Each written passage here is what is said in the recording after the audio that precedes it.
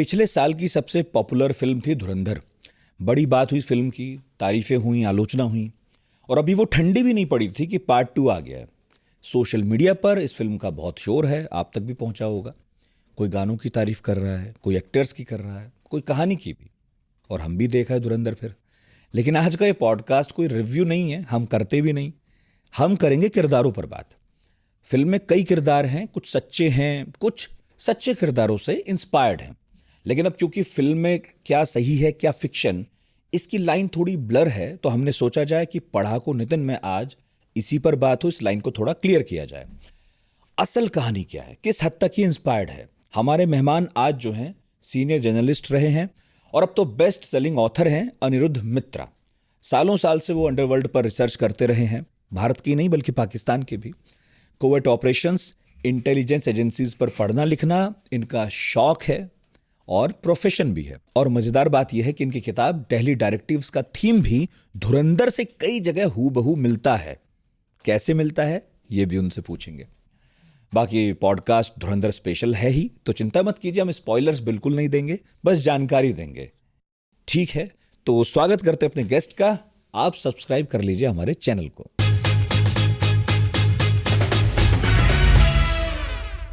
बहुत बहुत स्वागत है अनिरुद्ध जी पढ़ाकू नितिन में। थैंक यू सर, धुरंधर 2 के बाद तारीफ भी चल रही है और आलोचना भी, जैसा पहले पार्ट में भी हुआ था। बहुत सारे लोग कह रहे हैं कि झूठी फिल्म है, कुछ इसे सच्ची कह रहे हैं, कुछ कह रहे हैं दोनों का मिक्स है। कितनी झूठी है, कितनी सच्ची है, आप बेहतर बता पाएंगे। देखिए, फिक्शनल वर्जन तो है ये, जो रियलिटी है कि हमारे यहाँ से अगर कोई स्पाई पाकिस्तान गए और वहाँ जाके काम किया, वो जो रियलिटी होता है वो फिल्म से बहुत हटके होता है। कि उसमें समय बहुत लगता है, उसमें साइलेंसेस बहुत होता है, लोनलीनेस बहुत होता है। वो कभी भी लार्जर देन लाइफ नहीं हो सकता है, क्योंकि फिर कोई जो आदमी खुफिया काम कर रहा है, स्पाई है, वो बहुत जल्दी लोगों की नज़र में आ जाएगा। और आज पहली बार तो कोई स्पाई सरहद पार करके पाकिस्तान नहीं गया। ये तो कब से जा रहा है, इंडिपेंडेंस के टाइम से जा रहा है। रविंद्र कौशिक जैसा कहानी आज तक सब लोग जानते हैं। कितने लोग वहाँ की जेल में मर गए। सो जहाँ तक धुरंधर की बात है, मुझे कंटेंट वाइज कुछ एरिया में लगा, मतलब कि जिस जिस चीज़ की जानकारी मेरा है कि उसको फिक्शनलाइज किया गया, शायद लार्जर देन लाइफ करने के लिए। लेकिन जो यूनिवर्स क्रिएट किया है धुरंधर में, खास करके धुरंधर 1 में, मैंने धुरंधर 2 अभी देखा नहीं सर। जी। धुरंधर 1 में जो यूनिवर्स क्रिएट किया गया है, आई थिंक वो रियलिटी के बहुत क्लोज है। मैं ज़्यादा production design, visual richness, characterisation की बात कर रहा हूँ। अगर आप धुरंधर 1 में देखें, Ranveer Singh is a superstar. Ranveer Singh इतना बड़ा हीरो है और कहानी की फ़िल्म के भी हीरो है, प्रोटैगनिस्ट है वो। लेकिन अक्षय खन्ना क्यों इतना बड़ा हिट हो गया? सब तो अक्षय खन्ना की बात कर रहे थे। आई थिंक बिल्कुल। वो जो कैरेक्टराइज़ेशन है, लायारी के जितने भी लोग हैं, चाहे उज़र बलोच हो, चाहे वो गमोल के बारे में जो कैरेक्टर रचाया गया, जमाल जमीली करके राकेश बेदी ने प्ले किया उसको। ये सारे कैरेक्टर्स जो हैं, they look very real, you know. वो तो मैंने भी उन लोग को देखा नहीं, बट जो मेरी जानकारी है उन लोगों के बारे में, गैंगस्टर्स के बारे में, या ये जो गैंगस्टर पॉलिटिक्स और इंटेलिजेंस का नेक्सस है, जी। वो एक दूसरे की बहुत सहायता करते हैं।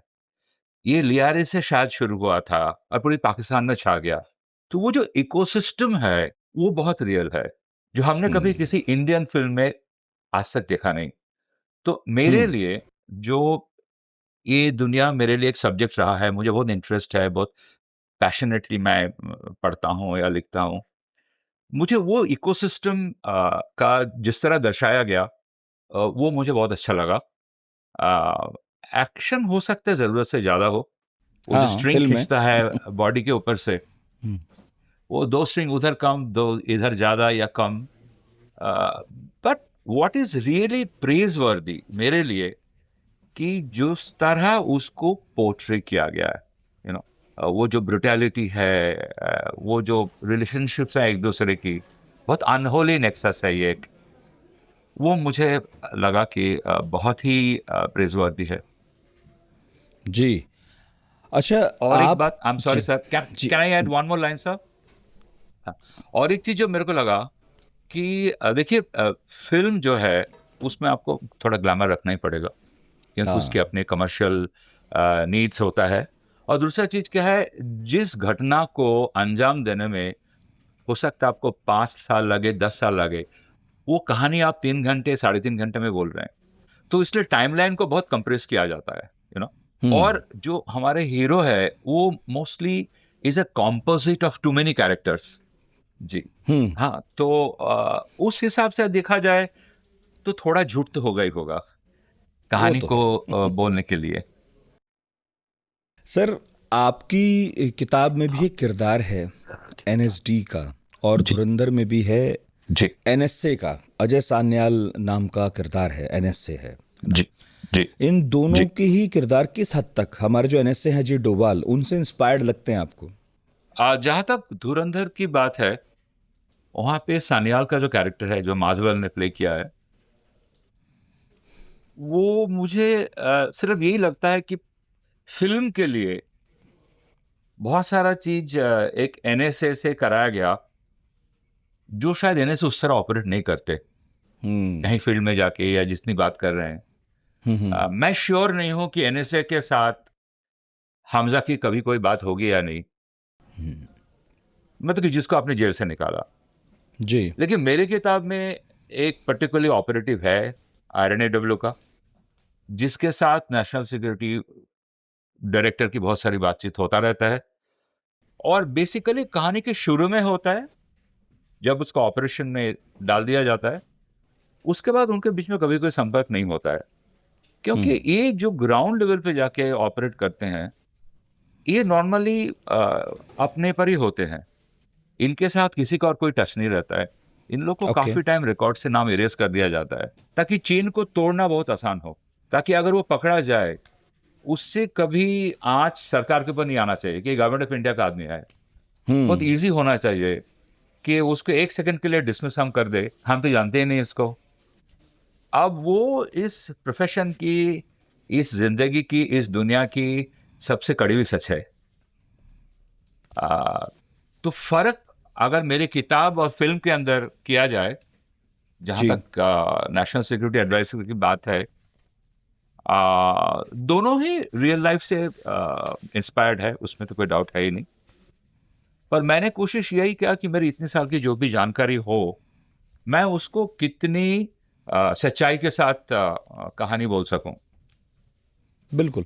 सर, जासूस एक्चुअली बनाया किन्हें जाता है? अगर फिल्म की बात करें तो उसमें तो बार बार डायलॉग है कि भाई घायल हो तो घातक हो।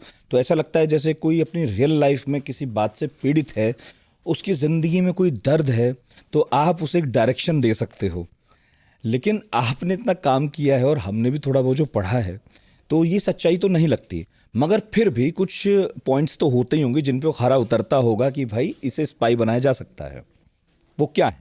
देखिए, ये जो एक बैक स्टोरी होता है ना हीरो का, कि उसका बचपन में कुछ ऐसा हो गया था, पिताजी को किसी हम्म। ने मार दिया था, ये बहुत टिपिकली फिक्शन और फिल्म के क्या बोलते हैं उसको, ट्रिक्स होते हैं, या फिल्म की ड्रामर होता है वो एक। बिल्कुल। रियल लाइफ में ऐसा कुछ शायद होता ही नहीं, जो मेरी सीमित जानकारी है उसमें। उसमें जो सबसे बड़ा चीज देखा जाता है कि अगर किसी, पहली बात है कि इंटेलिजेंस ऑर्गेनाइजेशन में कोई अगर काम कर रहा है, तो जरूरी नहीं कि वो एक स्पाई हो, क्योंकि उसमें बहुत सारे फंक्शंस होते हैं। बिल्कुल। स्पाई का जो एक्टिविटीज होता है वो नॉर्मली एक अंडर कवर के साथ जुड़ा जाता है, जहां आप अपना सब कुछ बदल के एक नए इंसान बन के, इंक्लूडिंग मेनी अ टाइम अपना आप धर्म, रिलीजन चेंज कर देते हैं। हम्म। वो करके आप कहीं जाते हैं, और जाके वहां आप एक नई जिंदगी शुरू करते हैं, और फिर देखते हैं कैसे आप वहां से खबर निकालते हैं। अभी उसमें जो सबसे बड़ा क्वालिटी उसका होता है, या स्ट्रेंथ, वो है कि वो अपने आप को कितना बदल सके, हम्म। उसका इमोशनल लीक्स ना हो, हम्म। वो पकड़ा ना जाए। जैसे ऑपरेशन में बहुत सारे स्टेज होता है जिसको हम प्लान करते हैं, जिसमें एक अहम हिस्सा होता है एग्जिट प्लान। क्योंकि आप ऑपरेशन के बाद भी अगर पकड़े जाएंगे ना, आपके बहुत सारे राज खुल जाएंगे। सही। तो coming back to your question कि अगर मैं इंग्लिश में कह सकूं ये लाइन कि you learn to unlearn yourself. Emotional links नहीं होने चाहिए कि एक बंगाली आदमी पंजाबी बन के, सरदार बन के, सिख बन के कहीं है अंडर कवर में, और उसको सिर्फ luchi, baingan bhaja and rasgulla, all this things likes, you know, वो कभी जमेगा नहीं बात। और there are moments, you know, जहां एक हल्का सा लिक बहुत महंगा पड़ सकता है। सही सो बात है। मैंने तो कभी सुना नहीं कि कोई घायल, घातक, बैक स्टोरीज ये सब होता होगा, but you have to have a very analytical mind. आपकी ऑब्जर्वेशन पावर बहुत खतरनाक होना चाहिए। आप में बहुत पेशेंस होना चाहिए कि आप एक आदमी का पीछा कर रहे हैं, उसके बारे में जानना चाहता है, सिर्फ उसकी मूवमेंट्स को आप स्टडी कर रहे हैं, और आपको लगता है इसमें आपका 3 साल निकल गया, और फिर भी कुछ आपको जो चाहिए वो नहीं हासिल हो रहा है, नहीं मिल रहा है। हम्म। तो ये सारी चीजें जो है एक स्पाई के लिए, एक ऑपरेटिव के लिए बहुत जरूरी होता है कि कितना अपने आप को छुपा के, कितना बड़ा एक्टर है वो। एग्जैक्टली, वो एक्टिंग ही कर रहा है, एक रोल निभा रहा है और वो लगातार चल रहा है। बिल्कुल जी, बिल्कुल। अच्छा, ये बताइए मित्रा साहब कि आपने कहा कि यहाँ से जैसे कोई गया, उसे अपना पूरा आदतों को भी बदलना पड़ेगा, उसे अपनी भाषा बदलनी होती होगी, और बहुत कुछ वैसा ही बनना है जिनके बीच वो रहेगा। लेकिन कुछ ऐसे भी लोग हैं जो वहीं के हैं, जैसे मैं पाकिस्तान की यदि बात करूं तो ऐसे भी लोग होंगे जो पाकिस्तान में ही रहते हैं और आप उन्हें स्पाई में टर्न कर लेते जी। हैं। ये ज़्यादा आसान भी होता होगा मे बी। जी। लेकिन क्या आप उन लोगों से मिले हैं जो हिंदुस्तान के थे या उनका धर्म भी कुछ और था और उन्हें तैयार करके, जैसे कि फिल्म में हुआ है, पाकिस्तान भेजा गया हो, वहां पर उन्होंने ऑपरेट किया हो? हाँ, मिला है मैंने। एक छोटी सी किस्सा जी, बताता हूँ आपको। मैं जरूर। तब इंडिया टुडे मैगजीन में था, मतलब कि आपका ही कुलीग था। हाँ। तो एक दिन दोपहर को कोई हमारे कांटेक्ट कम फ्रेंड बोल सकते हैं, बहुत सालों से जानते थे उनको, वो RNAW में काम करते थे। तो उन्होंने एक दिन बोला फ़ोन करके, अनिरुद्ध मेरा तो पोस्टिंग हो गया है, तो जाने से पहले चलो एक कप चाय हो जाते हैं। तो मैं अपना स्कूटर निकाला, हम लोग खान मार्केट में मिले। तो थोड़ी देर बातचीत हुई, उसने मुझे बताया कि मेरा पोस्टिंग कहाँ हुआ है। तो उसने बोला कि मेरा पोस्टिंग पाकिस्तान में हुआ है। ओ। और उसके बाद थोड़ी देर बाद हम लोग निकले। हम लोग पोस्टिंग मतलब मुझे पाकिस्तान जा रहा हूँ मैं, ठीक है जी। तो थोड़ी देर बाद हम लोग, जब हमारी मीटिंग खत्म हो गई, तो पार्किंग में मैं अपने स्कूटर की ओर जा रहा था, वो अपनी एम्बेसडर कार की ओर जा रहा था। तो अचानक उसने मुड़ के मुझे बोला, अनिरुद्ध एक मिनट, मैं सोचा तुम्हें अपना नया कार्ड, विजिटिंग कार्ड दे दूं। तो उसने मुझे विजिटिंग कार्ड दिया और चला जी। गया। तो मैं अचानक जेब में हाथ डाल के निकाला, मैं बोला विजिटिंग कार्ड क्यों दिया, इसको बरसों से जानता हूं। फिर देखा उसमें नाम अलग था, वो सिर्फ मेरे लिए एक मैसेज था कि you know this truth, so be careful in future, कि किसी को मत बोलना मेरी असली नाम देके कि ये पाकिस्तान गया है।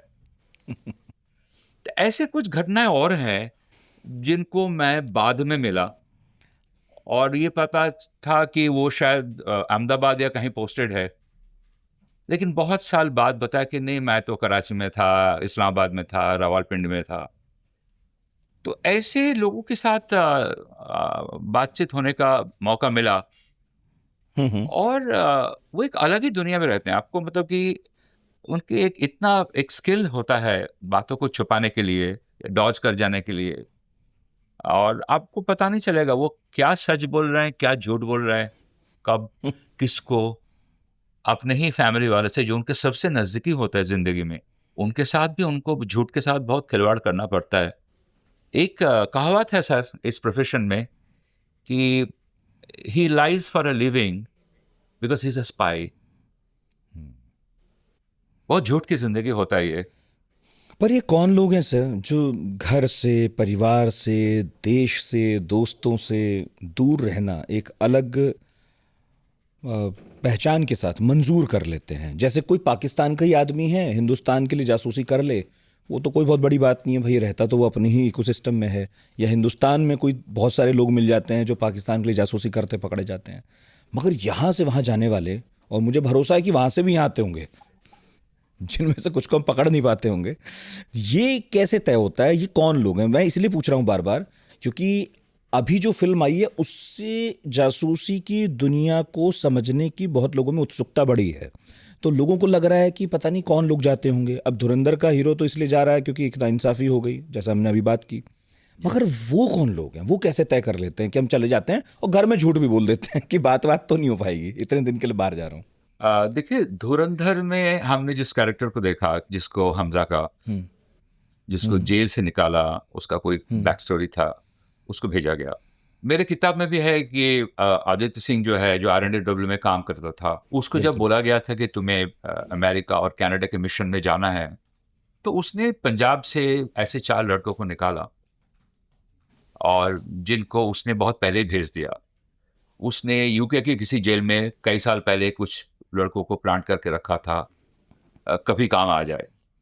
तो एक ये लोग होते हैं जो बेसिकली हिटमैन के तौर पे काम करते हैं, अच्छा। जो रिकॉग्निशंस करते हैं, लोकेशन स्काउटिंग करते हैं या लोगों को फॉलो करते हैं, जो मतलब कि ग्राउंड वर्क होता है, if you may call it the dirty work. या क्योंकि जो आदमी मान लीजिए गवर्नमेंट ऑफ इंडिया के एम्प्लॉय होगा, वो के हाथ में से बंदूक उठा के किसी को जाके मारेगा या पीट पीट के, ऐसा आमतौर पे होता नहीं है। वही। जो एक सीनियर ऑफिसर होता है वो प्लानिंग करता है, उसके पास बहुत सारे इंफॉर्मेशन आते हैं जिसे वो स्टडी करता है कि पैटर्न क्या निकल रहा है, तो वो उसका निचोड़ क्या हो रहा है, एंड देन ही डिसाइड्स कि किसको कौन सा काम देना है, जिसमें बहुत सारे प्लेयर्स होंगे। उनको सिर्फ अपना रोल मालूम है, लेकिन पूरी कहानी का स्क्रिप्ट नहीं मालूम। पूरी कहानी बिल्कुल। का स्क्रिप्ट एक ऑफिसर के पास ही होगा। हाँ। उन लोग का भी बहुत लंबा ट्रेनिंग होता है। तो एक क्लास होता है जिसको हो सकता है कोई ड्रग एडिक्ट हो, जो कोई गुंडा हो, जो किसी माफिया ऑर्गेनाइजेशन का मेंबर हो, जिसको आपने कभी फेवर किया, आज उसको आपके लिए काम करना है। जैसे कहानी था कि विक्की मल्होत्रा और फरीद तनाशा को दुबई भेजा जा रहा था कि जाके दाऊद के ऊपर अटैक करना है ग्रैंड हायट होटल में। जी जी। तो ये एक क्लास होता है। मुझे लगता है Hamza belongs to this category. हाँ। लेकिन जैसे मैंने अपने किसी कॉन्टैक्ट की बात की जिसने मेरे को अपना विजिटिंग कार्ड दिया था, he will be someone who will be masterminding the operation, who will be watching everything, who will be controlling everybody. सबको बताएगा क्या करना है, नहीं करना है। They are far more educated. Many of them are IPS officers. तो इसलिए उन लोगों की ट्रेनिंग बिल्कुल अलग होता है। बिल्कुल। हमजा बनने के लिए क्या ट्रेनिंग होगा, इसका मुझे कोई जानकारी नहीं है, क्योंकि हमजा जैसे लोगों के पास ऑलरेडी ये ट्रेनिंग होता होगा शायद, बिल्कुल। कि किसको कैसे मारा जाए, कहाँ कैसे बॉम्ब प्लांट किया जाए, बॉम्ब बनाया कैसे जाए। तो इन लोगों को लेके हम इस्तेमाल करके छोड़ देते हैं। कभी कभार मान लीजिए अगर वो ऑपरेशन में मर गया, आपने उनके घर में कुछ पैसे भेज दिए, इस किस्म की मैंने सुना है होते हुए। लेकिन जो RNA के एम्प्लॉयज वगैरह होते हैं या काउंटर इंटेलिजेंस में होते हैं, they are of a different league. और उसका एक लेजेंडरी स्टोरी है मिस्टर अजीत डोवाल हिमसेल्फ। मतलब एक IPS ऑफिसर होने के नाते अगर 5 से 7 साल कोई कभी बेगर, कभी रिक्शा वाला बन के एक देश में रह रहे हैं और कहीं हेयर कटिंग सैलून में जाके सैंपल्स कलेक्ट कर रहे हैं कि उसमें रेडिएशन का ट्रेसेस होगा या नहीं, वो कुछ शायद एक्सेप्शनल कहानियां हैं। हालांकि मैं जिनकी बात कर रहा था वो भी एक IPS ऑफिसर थे। जी। तो देयर आर डिफरेंट कैटेगरीज हाँ, इन मतलब दिस प्रोफेशन। आप शायद ये भी कह रहे हैं कि भाई एक ऑफिसर के लिए जो आम लोगों में से चुना जाता है, पढ़ता है, लिखता है और उस एग्ज़ाम को पास करके एक अफसर बनता है, वो शायद गलियों में सड़कों पे जासूसी करता तो नहीं घूमता होगा। वो वहाँ तो वो सब नहीं कर सकता है जो एक आम तौर पर ऐसा आदमी करता है जिसे आप बनाते हो जासूस। बेसिकली आप ये कह रहे हैं कि वो रियल लाइफ में भी शायद मारधाड़ करता होगा, उसकी इंस्टिंक्ट ऐसी होंगी, मैं पीछा कर लूँ, ये कर लूँ, तो उसे हम यूज कर लेते हैं। जो यूज करता है वो ऑफिसर होता है। बिल्कुल सही। अब जैसा कि मान लीजिए जब छोटा राजन के ऊपर जी। सन 2000 शायद, जब बैंकॉक में अटैक हुआ था, छोटा शकील से उसके ऊपर हमला हुआ, तो उसको जो सेफली हॉस्पिटल पहुंचाया गया या बाद में वहां से किसी और कंट्री के जरिए बाहर कर दिया गया, ये सुनने में आता है कि उसमें शायद इंडियन एजेंसीज का कुछ हाथ था। तो एक उनके साथ डील ऐसा कुछ हुआ था कि दाऊद के लिए तुम अभी हमारे लिए काम करोगे, इंफॉर्मेशन दोगे।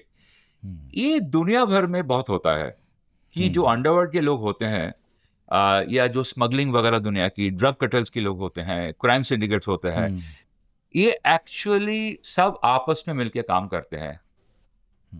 मेरा मतलब इंटेलिजेंस एजेंसीज के साथ, क्योंकि इंटेलिजेंस एजेंसी में जो एम्प्लॉयज होते हैं उनमें बहुत कम लोग होता है जिनका काम होता है बंदूक लेके किसी के पीछे भागना या कोई ग्रेनेड फेंकना या सही। कहीं बॉम्ब जाके प्लांट करना। हाँ। नो, ऐसा फिल्मों में हो सकता है क्योंकि आपको बहुत सारे कैरेक्टर्स के जो प्रॉपर्टीज हैं वो एक पर्टिकुलर हीरो में डालना पड़ता है। हाँ, वही जासूसी कर सकता है, वही मारपीट भी कर सकता हाँ, है, उसी की अपनी एक पुरानी वो सब कुछ कहानी कर है सकता जिसकी है। वजह से वो इस कहानी को अब जी, क्रिएट कर रहा है। बिल्कुल, वो नहीं, इश्क भी कर आपकी बात लेता से मुझे है, याद आया सर। सब कुछ। जी, जी, वो याद आया कि जैसे डेविड कोलमैन हेडली के बारे में पढ़ रहा था कि भाई वो ऑलरेडी क्रिमिनल था, एक तरह से तस्करी जी, वगैरह करता था, तो डीईए ने उसको जी, जब पकड़ा फिर अपना बना लिया, फिर अपना बना के आपने इधर बना उधर लिया। ऑपरेशंस कराने लगे, फिर क्योंकि उसके अंदर ये शुरू बिल्कुल, से था। ऐसा नहीं है कि कोई एक हाँ, आम आदमी लेके आपने उसको ट्रेनिंग करा के हाँ, भेज दिया हो। हाँ। और उसी को फिर आईएसआई ने भी बाद में इस्तेमाल कर लिया। उसको हाँ। आईएसआई ने पैसे दिए जी। और वो इंडिया में आके अपना सारा रेकी वगैरह किया, इंफॉर्मेशन लेके गया। और जैसे ही खत्म हुआ था 26/11 का ऑपरेशन, उसको उसी आईएसआई ने बोला कि तुम जल्द से जल्दी वहां से निकल जाओ और हमसे दोबारा कांटेक्ट में मत आना। और उसके एफबीआई ने पकड़ के अंदर डाल दिया ताकि उसको इतनी जानकारी थी कि इंडियन एजेंसीज को पता ना चले। ऐसा हाँ, एक लोग थियोरी कहते ये हैं। भी थी कि भाई वो ऑलरेडी वो अब डेनमार्क में भी कुछ करने की कोशिश कर रहा था, यूरोप में भी। तो जी, अब उन्हें जी, ये जी, लगा जी, कि अब ये बिल्कुल। यूरोप में ना करे, वहां तो जहां कर रहा था सो हाँ, कर रहा था, तो उन्होंने फटाफट एब्सोल्युटली गिरफ्तार राइट। कर लिया। कुछ लोग कहते हैं वो अभी भी आजाद घूम रहा है एक अलग पहचान के साथ। तो बहरहाल ये एक हाँ, जासूसी की दुनिया है, कोई अगर घुस गया ये तो फिर उसको अलग अलग लोग हाँ, इस्तेमाल करते रहते हैं। एब्सोल्युटली। और वो लोग चाहते भी हैं एक दूसरे के साथ इस्तेमाल हो। जैसे मान लीजिए अगर ईरान, अफगानिस्तान और पाकिस्तान, वो जो एरिया है, it's the world's biggest drug producing zone, golden crescent. जो अफगानिस्तान में अफीम का पैदावार होता है, उससे सबसे अच्छा क्वालिटी का हेरोइन बनता है। तो उसमें आईएसआई, पाकिस्तान आर्मी से लेके तस्कर से लेके जो वहाँ के बड़े ड्रग लॉर्ड्स हैं, सब इन्वॉल्व होते हैं, पॉलिटिशियंस इन्वॉल्व होते हैं। और ये आज से नहीं, ये सर चलता आ रहा है। जो जानकारियां अच्छी तरह, जो कंफर्म्ड इंफॉर्मेशन है, वो मिड 1980 से हो रहा था जब सोवियत ने वहां जाके ऑक्यूपाई कर लिया था अफगानिस्तान को। जी। तो जी। उस वक्त अमेरिका या सीआईए डायरेक्टली वेपन्स तो मुजाहिदीन को नहीं दे सकते थे। तो उन्होंने उनको एनकरेज किया था कि खूब सारा ड्रग बनाओ, वो बेचो, और उससे जो सही। पैसा आएगा उससे आर्म्स खरीदने में हम तुम्हारी मदद करेंगे। और वो सारा काम आईएसआई कर रहा था। तो दिस इज, ये इल्जाम अमेरिका के ऊपर लगा है, सीआईए के ऊपर, कि वो निकारागुआ वगैरह के ऑपरेशन में आर्म्स भेजा, उनको उन्होंने अलाउ की, एनकरेज किया कि ठीक है आप ड्रग डील्स कर लो। तो ये सब आपस में मिलके ही काम करते हैं, कभी किसी के फील्ड लिए फिर कभी ऑपरेशंस। किसी के लिए, क्योंकि नेटवर्क जी, उनका बनी जाता है। तो हाँ, एजेंसियां बस उनको कभी कभी आपने हायर कर लिया, कभी आपके खिलाफ ही हायर हो गया। बिल्कुल, अच्छा एकदम सर। ठीक कहा जी। आपने। जी। आप जो अभी बता रहे हो उससे मुझे ये समझ में आया, जो हैंडलर शब्द है, तो क्या जी, ये ऑफिसर्स जो होते हैं, जो मास्टरमाइंड होते हैं, इन्हें ही हैंडलर कहते हैं? हाँ, जैसा मान लीजिए अगर मैं इंडिया में बैठ के पाकिस्तान में अपना किसी स्लीपर सेल को एक्टिव कर रहा हूं और मैं चाहता हूं वो लोग जाके कोई एक पर्टिकुलर एक्शन करे, तो कोई तो होगा यहां से बैठ के जो उनको गाइड करेगा, पूरा ऑपरेशन जिस हद तक हो सके प्लान कर देगा। फिर वहां बैठे होंगे हैंडलर्स या ऑपरेटिव्स जो उसको एग्जीक्यूट करेंगे। अच्छा। तो उसमें भी बहुत सारे डिविजन्स होता है। अगर मान लीजिए कोई टारगेट किलिंग हो रहा है, तो दो जने या कोई मोटरसाइकिल में बैठ के आएंगे मुंह ढक के, यूजुअली जो होता है, और गोली मार के चले जाएंगे। Now what if that person fails? तो फिर एक होता है, उसको स्टैंड ऑफ बोलते हैं। जो बहुत दूर कहीं एक स्नाइपर गन वगैरह लेके रहते हैं। और मेरे किताब में जो जिक्र मैंने किया है कि वो स्नाइपर गन भी प्रोक्योर किया गया था पाकिस्तानी आर्मी से। हम्म। तो कल अगर इन्वेस्टिगेशन हो तो वो लॉजिस्टिक्स पाकिस्तान के अंदर ही रहे। लोग बोलेंगे गन तो आपके ही है, ये गन बाहर कैसे निकला? तो हम्म। उसमें भी आईएसआई के पाकिस्तान में के लोग मिले होते हैं, मदद करते रहते हैं। तो वो लोग फिर एक डायरेक्टली इनडायरेक्टली हैंडलर बन जाते हैं। हम्म। लेकिन अगर आपका कोई एक इम्पॉर्टेंट जासूस जो पाकिस्तान या किसी और देश में काम कर रहा है, उसको उसके लिए भी एक प्रोटेक्शन रिंग कभी कभार होता है, डिपेंडिंग ऑन वो किस सिचुएशन में है। और वहाँ हैंडलर्स काम करते हैं। तो हैंडलर्स यहाँ से काम करेंगे, वहाँ से भी काम करेंगे। वो किसी भी वो थोड़ा सिचुएशन के ऊपर डिपेंड करता है। हम्म।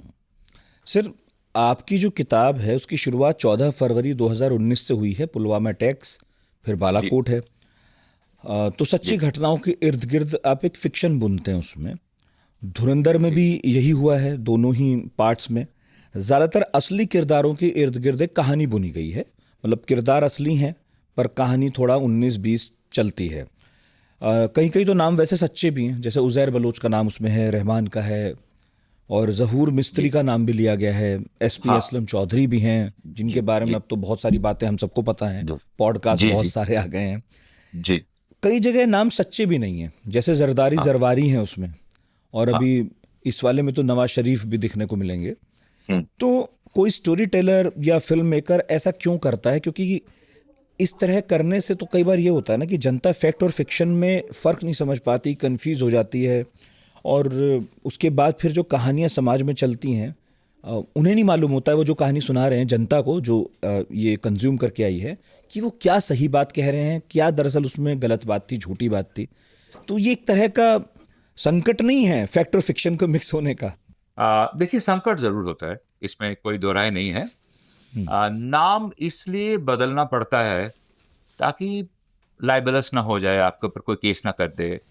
फिर जैसे देखिए, जो मेरा किताब है उसके कवर में लिखा हुआ है the only way to tell the truth is through fiction.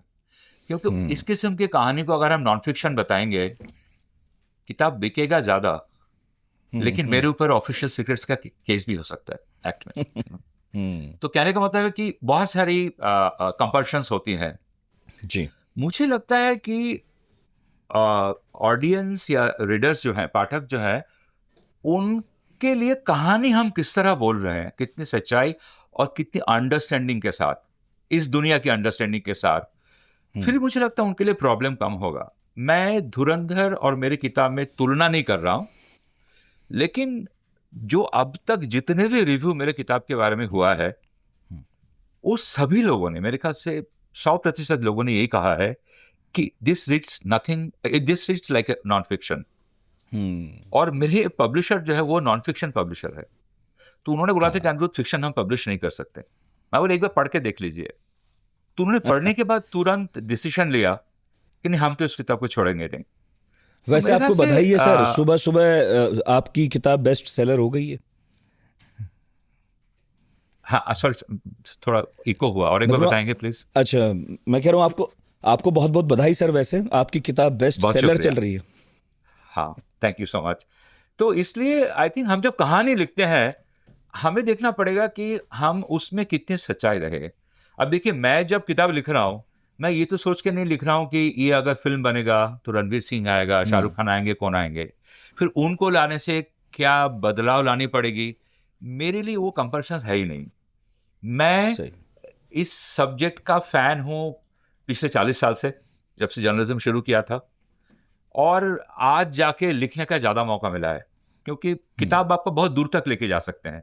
आप एक किताब में 20 साल की कहानी बहुत आराम से बोल सकते हैं। लेकिन फ़िल्म के शायद बोलने का एक तरीका अलग होता है। लेकिन ये बिल्कुल। दोनों के लिए ज़िम्मेदारी है, जो आपने कहा कि वो अपने व्यूअर्स को जितनी सच्चाई के साथ कहानी, ऑनेस्टी के साथ बोल सके, उतना ही अच्छा होगा, ताकि उनको इस दुनिया के बारे में वाक़ई में मालूम पड़ेगा।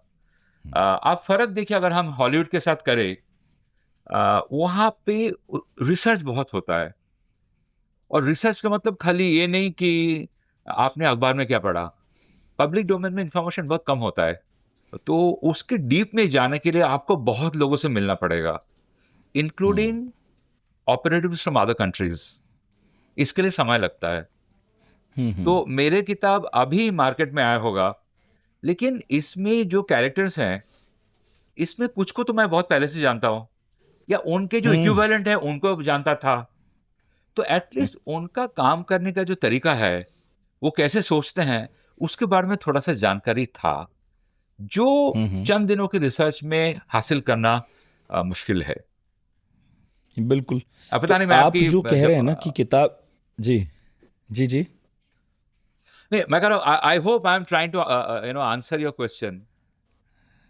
हाँ बिल्कुल। तो उससे ओके, मुझे लेकिन एक सवाल ख्याल में आया कि जब आप जी ये कह रहे हैं जी किताब भले ही अभी आई हो, लेकिन इसमें जो कैरेक्टर्स हैं उनके कामकाज के तरीकों से आप पहले से परिचित हैं, आप जानते हैं वो कैसे काम करते रहे हैं। सर, आपकी किताब में जिक्र IC-814 का है, रुपिन कात्याल का है, और सबसे बड़ी बात ज़हूर मिस्त्री का है। धुरंधर 2 के ट्रेलर में शुरुआत ही सी बात से होती है कि एक आतंकवादी है जो ये कह रहा है कि हिंदू बड़ी डरपोक कौम है, पड़ोस में ही रहते हैं, और भाई गूदे भर का जोर लगा लो, बिगाड़ लो जो बिगाड़ना है। तो वो जो प्रोवोक कर रहा है, अगर मैं ठीक हूँ तो शायद ये ज़हूर मिस्त्री ही है, उसी का कैरेक्टर है।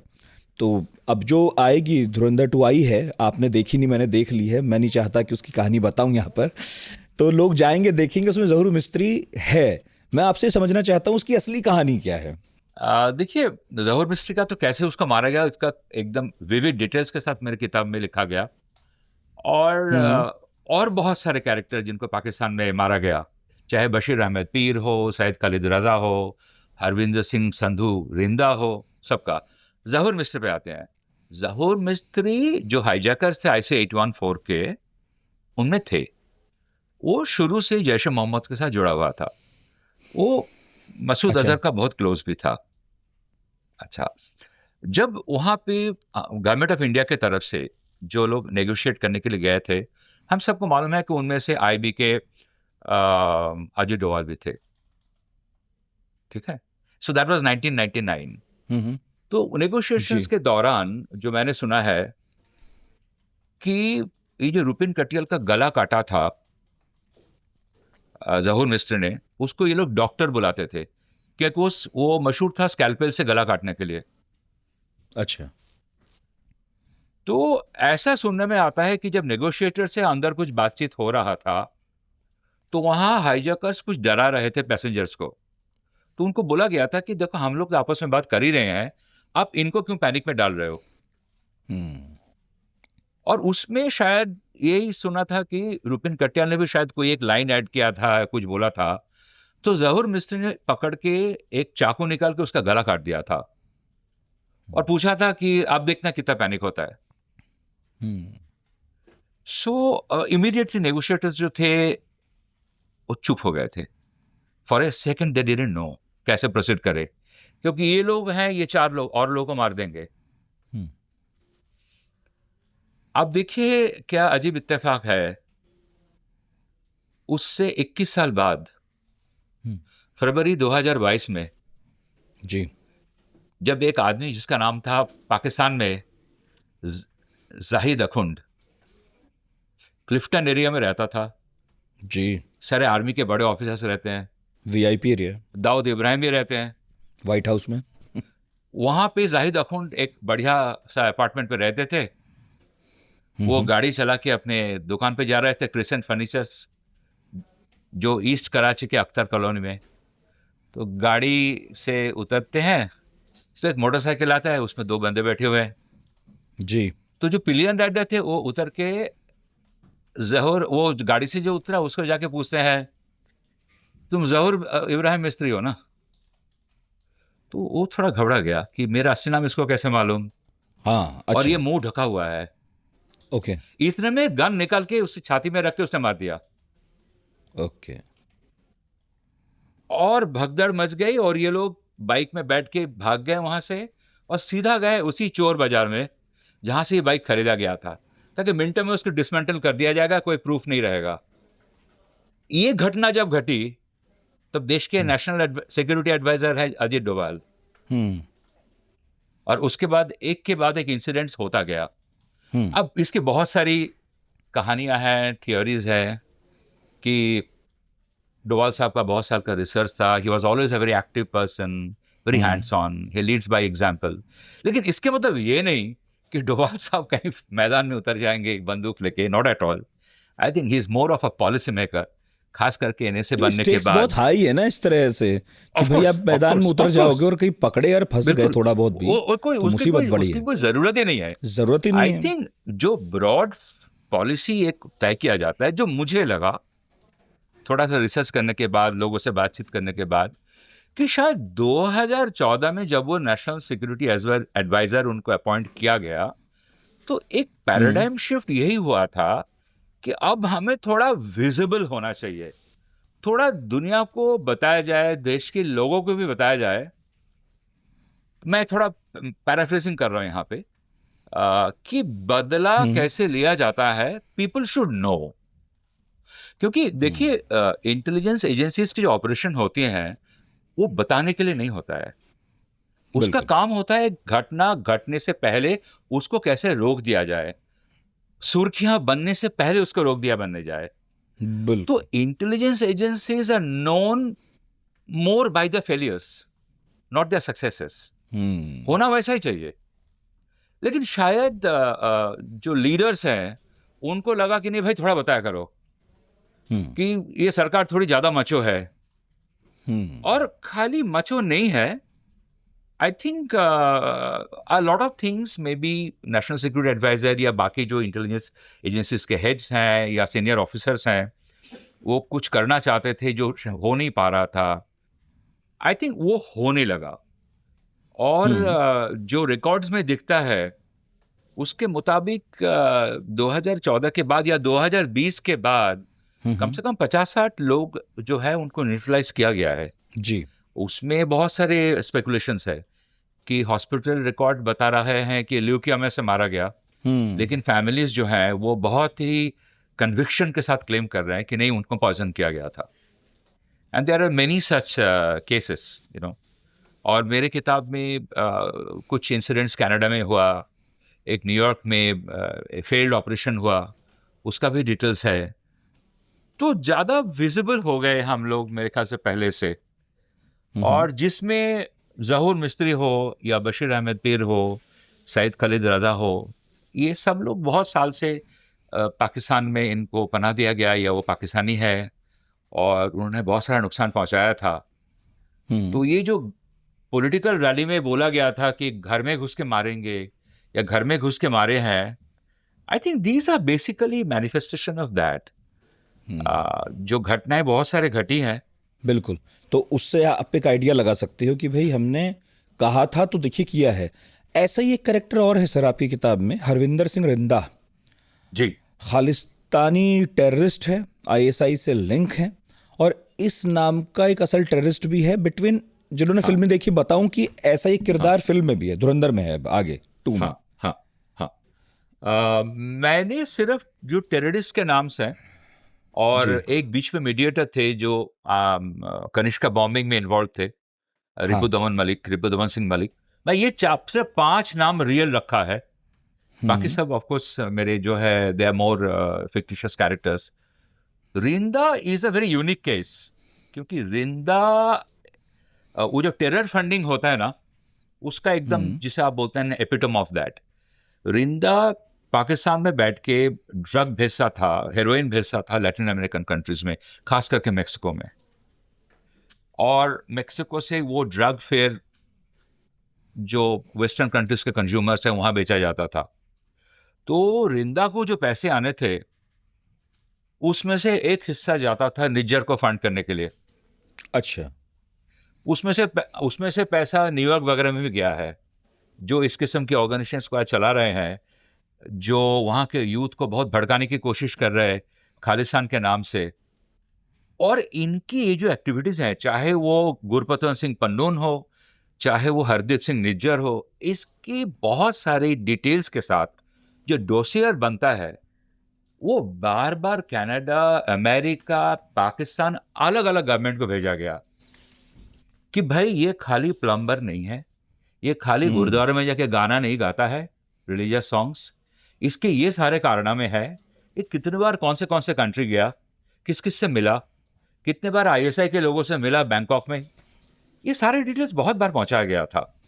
कोई हिट लिस्ट तो नहीं था इन लोगों के लिए, लेकिन कभी कभार एक समय आ जाता है जब आपको लगता है कि this is the last resort, क्योंकि उनको ना तो हैंडओवर किया जा रहा है, ना आप उनके खिलाफ कोई एक्शन ले रहे हैं, और इससे उन लोगों का हौसला बहुत बढ़ता है। बिल्कुल। तो समटाइम इंटेलिजेंस एजेंसीज, और ये हमारे लिए शायद नई बात है, लेकिन जहां तक अमेरिका की बात है, दे फ्लॉन्ट, वो तो दुनिया को बताते रहते हैं हमने किसको किस तरह मारा। मोसाद भी। नॉट एवरी केसेस, मोसाड भी, बिल्कुल सही, बिल्कुल सही, मोसाड भी करते हैं।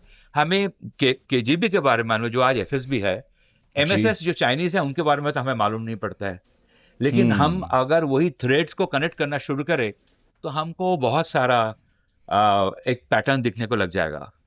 आप देखिए, उड़ीसा में 2 रशियंस को मारा गया था, बिल्कुल, होटल जो में। पुतिन के जी। क्रिटिक थे, ठीक है। उसके बाद उसका कोई फॉलोअप नहीं होता है। तो ये सारी दुनिया में होता है। सर हमारे अभी यहाँ मुझे हुआ, याद है आपके बोलते हुए, दिल्ली cases में को- एक ईरानियन था, उस पर हमला हुआ था। सॉरी, दिल्ली में कि इजरायली पर हमला हुआ था, उसके तार ईरानी खुफिया एजेंसी से Yes. जुड़े हुए थे। यस, बिल्कुल, करते सब हैं, बिल्कुल। बताता कोई और नहीं। हम लोग जब मतलब कि जूनियर रिपोर्टर्स थे, मुझे याद है चाणक्यपुरी में एक रशियन टूरिस्ट मारा गया था, और बाद में पता चला कि केजीबी ने ही अपने एक ऑपरेटिव को मार दिया था। वो कोई टूरिस्ट नहीं था, वो रोग बन गया था। तो ये हमेशा होता आया है, और हमारे यहाँ भी हुआ है।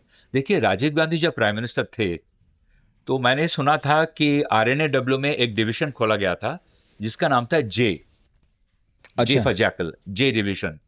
वो क्रॉस बॉर्डर टेररिज्म को एड्रेस करने के लिए बनाया गया था। उसने कितनी काम किया होगा, मुझे उसकी बहुत सारे डिटेल्स नहीं है, बट ये नहीं कि वो लोग चुप बैठे थे। सही तो बात है। पहले हुआ जरूर है, लेकिन there had been different regime, उनकी अपनी पॉलिसीज होता है, हम किस तरह काम करेंगे। बलूचिस्तान के बारे में हम कब ज्यादा बात करेंगे, कब नहीं करेंगे, you know? बिल्कुल। तो ये तो एक पॉलिटिकल डिसीजन होता है। इसीलिए आप कुछ एक्स्ट्रा जुडिशियल किलिंग्स की नाम लेते हैं पॉलिटिकल रैलीज में, लेकिन उसी वक्त आपके फॉरेन मिनिस्टर, आपके नेशनल सिक्योरिटी एडवाइजर उसको वेहेमेंटली डिनाई करते हैं। तो खारिज कर रहे होते you हैं know? कि हमारा क्या लेना देना है किसी बिल्कुल, क्योंकि यही बिल्कुल, जरूरत बिल्कुल है, सही। यही जरूरी है। हाँ, सही है। हाँ, देखिए, इसमें ना और एक बात है सर, वो ये कि जो मुझे लोगों से सुनने को मिला है, एक्सपर्ट से, कि it is not just a message to the target, या जो आगे टारगेट जो इस किस्म के काम कर रहे हैं, इट इज प्राइमरीली उस देश को एक मैसेज दिया जा रहा है कि देखो, हम लोग अगर साथ मिलकर काम कर सके सही है, नहीं तो हम खुद ही गोल मार देंगे। सही है। तो उनके लिए भी मैसेज होता है। बहुत सारे क्विड प्रोक्योर्स होता है। मेरे किताब में शुरुआत में एक घटना है जहां यूएई के प्राइम मिनिस्टर की लड़की घर से भाग रही थी, तो उसकी इंडियन कोस्ट गार्ड पकड़ते हैं और पकड़ के वापस ले जाते हैं उनके मर्जी के खिलाफ। तो फिर वहाँ के प्रधानमंत्री जब हमारे नेशनल सिक्योरिटी डायरेक्टर को खूब सारी थैंक यू बताते हैं, धन्यवाद देते हैं, बोलते हैं मैं कुछ कर सकता हूँ, प्लीज़ आप अपने लीडर को भी बताइए।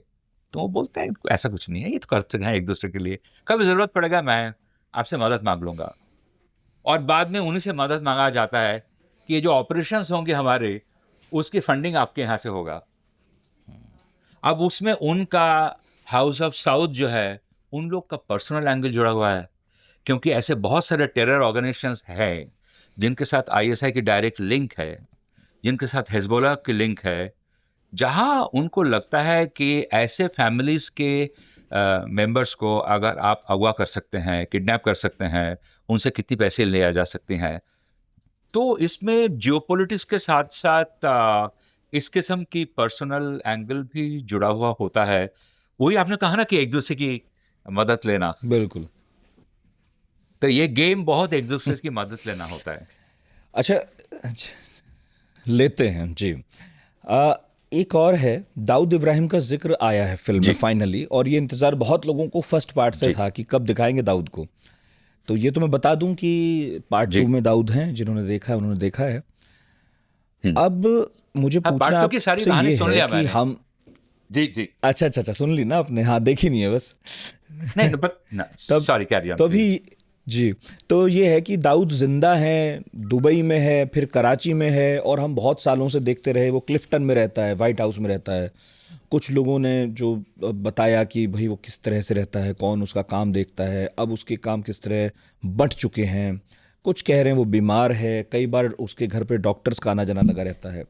तो सर, आप जर्नलिस्ट हैं, आपकी रुचि भी है, आप कवर भी करते रहे हैं, थोड़ा सा ये समझाइए कि बम्बई छोड़ने के बाद, और मैं संक्षेप में चाहूँगा बताएं छोटे में, दाऊद का एक्चुअली हुआ क्या था, ताकि जिन लोगों ने फिल्म देख ली है या जो देखने जा रहे हैं वो एक पैरेलल खींच सकें कि ये सही दिखाया जा रहा है और ये फिक्शन है। देखिए 1993 जब मुंबई में ब्लास्ट हुआ, उससे पहले ही वो पाकिस्तान शिफ्ट कर गए थे दुबई से। ये हम अनुराग कश्यप का फिल्म ब्लैक फ्राइडे में भी देख चुके हैं, और उसके पहले जिस किताब के आधार पे वो फिल्म बनी थी उसमें भी लिखा हुआ था। तो वहां से जहां तक पाकिस्तान में रह के ऑपरेट करने की बात है, वहां से दाऊद का काम शुरू हुआ था। उसमें ड्रग डील से एक बहुत बड़ा उसका ऑपरेशन था, एक्सटॉर्शंस, ये सब तो था ही था।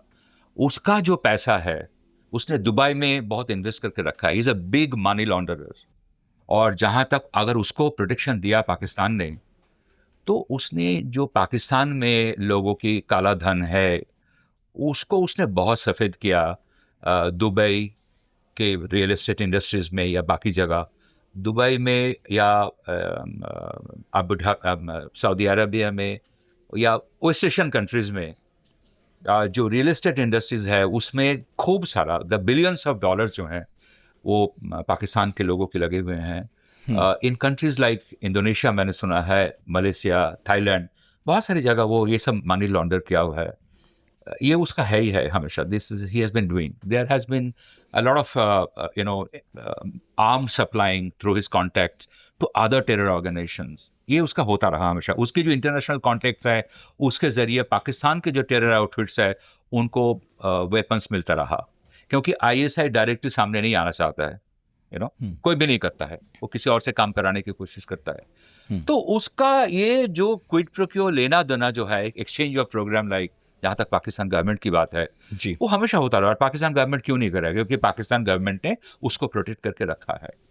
और वो एक as an international terrorist, international criminal, gangster बोले आप, वो राइज करता गया करता गया करता गया। वो पाकिस्तान के अंदर का कोई ऑपरेटर नहीं है जो रहमान डकायत या ओके उज़ैर बलोच थे। हालांकि ओके, उज़ैर बलोच का ऑपरेशन तो रहमान डकायत से कहीं ज्यादा था।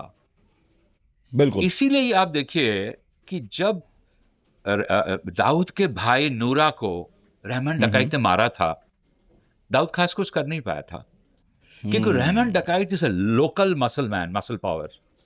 वो लोकल कंट्रोल उसके हाथ में है। वो था भी पगला, he was a complete psychopath. तो अगर पाकिस्तान के अंदर आप जंग छेड़ देंगे ये साबित करने के लिए कि मैं दाऊद इब्राहिम हूं, तो यू विल, आप पाकिस्तान जो लोग आपको प्रोटेक्ट कर रहे हैं, आप उनके लिए हेडेक बन सकते हैं। बिल्कुल। एक आप वो कर नहीं सकते। उसमें और एक थियोरी है कि अराउंड 2009 दाऊद का जो भाई है नूरा, ये लोग मिलके इंडिया के साथ कुछ बातचीत करने लगे थे पैरेलल, कि अगर हम लोग वापस आए तो क्या डील हो सकता है। अब ये बात ओके, कतई मंजूर नहीं था आईएसआई को या पाकिस्तान आर्मी को। बिल्कुल। तो पाकिस्तान को लगा, आईएसआई को लगा, मैं थोड़ा पैराफ्रेज करके बोल रहा हूं सर, कि दाऊद ने रहमान डकैत के साथ जब झगड़ा हुआ था जमीन को लेकर, तो दाऊद के लोगों ने रिपोर्टेडली रहमान डकैत को बोला था अपनी औकात मत भूलना। तो यहां आईएसआई ने दाऊद को शायद अपनी औकात दिखा दी, क्योंकि नूरा को जो रहमान डकैत ने मारा था, एक रिपोर्ट ये भी कहता है, मतलब कि काफी रिलायबल सोर्सेस से, कि उसमें आईएसआई का एक एंडोर्समेंट था कि मार दो उसको। झगड़ा जरूर हुआ था एक जमीन को लेके, जहां दाऊद को शॉपिंग मॉल बनाना था। अब जिसका जमीन था वो कह रहा था 400 करोड़ की जमीन है, दाऊद उसको 12-15 करोड़ दे रहा था। वो जो जिनका जो लैंड ओनर थे वो रहमान डकैत के क्लोज थे, रिलेटिव हो, एसोसिएट हो, जो भी हो। रहमान डकैत ने दाऊद से बात की कि भाई आप बहुत वो है, आप छोड़ दो, मेरा दोस्त है। वहां से डिफरेंसेस शुरू हुआ था और उन्होंने नूरा को किडनैप कर लिया था और टॉर्चर ओके। वगैरह किया। और दाऊद तो जमीन छोड़ना भी चाहता था, वो बोला था कि मेरे भाई को छोड़ दे, मैं ये जगह खाली कर देता हूँ। लेकिन रहमान डकैत ने बोला था, जो हम सारे रिपोर्ट्स पढ़ते हैं, कि ये नहीं, बहुत देर हो चुका है। अब यहाँ पे बहुत सारे रिलायबल सोर्सेस ये क्लेम करते हैं कि नहीं, इसमें आईएसआई का एक इनडायरेक्ट हाथ था, जो दाऊद को समझाना था कि तुमको भूलना चाहिए कि एक तो तुम बाहरी हो और तुम हमारे यहाँ गेस्ट हो, तो हाँ, ये हमारे भूलना इंटरनल मत। जो मैटर्स है उसमें मत भेड़ा करो। यस। तो कहने का मतलब ये है कि Dawood is an international operator. और देखिए, दाऊद का आज 60+ उम्र है, तो उसके लिए अस्पताल जाना, ये सुनने को आता है कि he is a patient of diabetes, उनका डायलिसिस वगैरह होता है, तो उनके लिए हॉस्पिटल में भर्ती होना या घर में डॉक्टर वगैरह आना, ये नॉर्मल इसको बात है। नेचुरल। हाँ। हाँ, ये जरूर है कि सब कुछ, सारा इंतजाम जो होगा वो उनके सेफ हाउस के अंदर ही होगा। हाँ, उनके लिए वहाँ बहुत ड्रोन्स वगैरह सारा होता है, सिक्योरिटी बहुत है। मुझे पर्सनली ये लगता है कि एक हिसाब से अगर आप देखें, वो तो वहाँ कैद है, तो लोगों को ये जो एक छवि सबके सामने है कि वो कुछ भी कर सकता है, आई एम नॉट श्योर, लेकिन यस, ही हाँ, ऑफ चलिए, कोर्स। मतलब आपने कम से कम एंड इस जवाब से ये तो बताया कि जैसा धुरंधर 2 में, मैं थोड़ा सा बता रहा हूँ बस, कि ऐसा एकदम प्लीज, दिखता है कि दाऊद तय कर रहा है चीजें, ऐसा भी नहीं है। हाँ बल्कि वो हाँ, आईएसआई के अंडर ही काम करता है, उसके हिसाब से काम करता है, उसके इंस्ट्रक्शन में काम करता है, और आईएसआई से ऊपर तो जी नहीं हो सकता बिल्कुल, और आईएसआई के बराबर भी नहीं हो सकता। 100% सही सोचा आपने, सही कहा आपने कि वो बिल्कुल जो करता है वो आईएसआई या पाकिस्तान आर्मी के कहने पे करता है। हाँ, उसमें जरूर उसका अपना कुछ कहना होगा उसके में, but he is an international operator, he has सही। कनेक्शंस, सही है। जिसको इस्तेमाल करते रहते हैं आईएसआई और पाकिस्तानी आर्मी, जिसमें मनी लॉन्ड्रिंग इज अ की फैक्टर। सही है। ये मतलब कि बहुत सारी एक्सपर्ट्स का कहना है। सर, मुझे ना अब एक बहुत ही अहम सवाल पूछना है, जो मेरे मन में हाँ पहली फिल्म से चल रहा है। जो हाँ लियारी गैंग दिखाया है, कराची में एक इलाका है लियारी। बहरहाल ये तो उसमें जी बहुत कुछ नहीं दिखाया, वो समंदर के किनारे है, वो मछुआरों की बस्ती थी और बहुत व्यापार जी होता था मछलियों का, और इस तरह से धीरे धीरे वहाँ पे जो है जराइम की दुनिया पनपी है। वो तो खैर नहीं दिखाया इस तरह से। लियारी एक आम स्लम है फिल्म में। तो मुझे पूछना ये है आपसे कि लियारी में जो गैंग वॉर है वो तो दिखाई गई है, लेकिन इसमें जो ये एंगल दिखाया है कि कोई हिंदुस्तानी वहाँ पेनिट्रेट करता है, फिर किसी गैंग को सपोर्ट करके उसका प्रभुत्व स्थापित करता है लियारी पर, और उसी के अंदर अंदर ऑपरेट करते वो हिंदुस्तान के हितों की रक्षा भी करता रहता है, इसमें जी। कितनी परसेंट ट्रुथ है? क्या कोई भी लेना देना खुफिया एजेंसियों का, हमारे किसी कोवर्ट ऑपरेशन का वाकई लियारी से, वहाँ के किसी गैंग से, उजैर से, रहमान से, या उधर अरशद पप्पू से वाकई कुछ रहा है? देखिए, ये संभव जरूर है, इसमें कोई शक नहीं।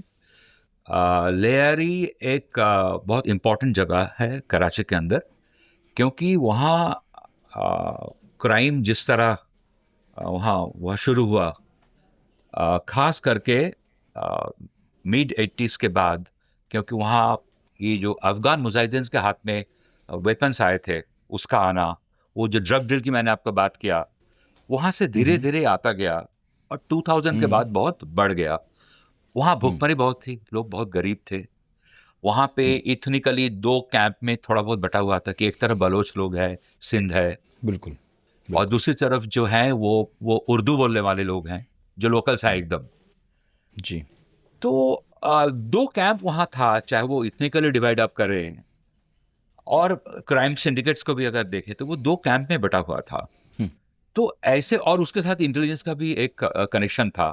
तो ऐसे में अच्छा, और उन लोगों का एक बहुत बड़ा झगड़े का रीज़न ये था कि Karachi, first of all Karachi Pakistan का कमर्शियल कैपिटल है, बिल्कुल, और मुंबई की कराची तरह हमारे। पोर्ट बहुत इंपॉर्टेंट है।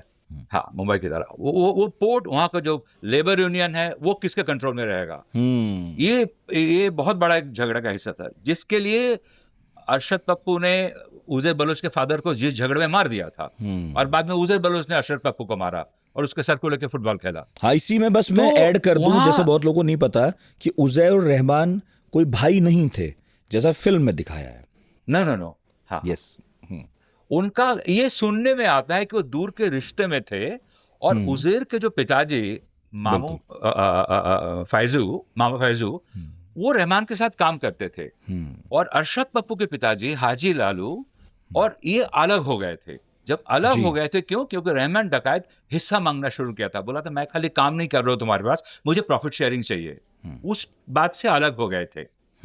और अरशद पप्पू ने यही सुना था अपने पिताजी से, ये सब मामा फैजू के कहने पे हुआ है, हमारा नुकसान मामा फैजू की वजह से हुआ। और जब लेबर यूनियन के लेकर झगड़ा हुआ तो अरशद पप्पू ने फिर मामा फैजू को मार दिया। और 10 साल बाद उज़ैर बलोच, रहमान डकैत मर जाने के बाद, जब वो लियारी का लीडर बना, वो पीपल्स अमान कमेटी उसके कंट्रोल पे आया, उसने एक दिन उसको मार के, उसके भाई को मार के, उस साथियों को मार के, सर को लेकर फुटबॉल खेला।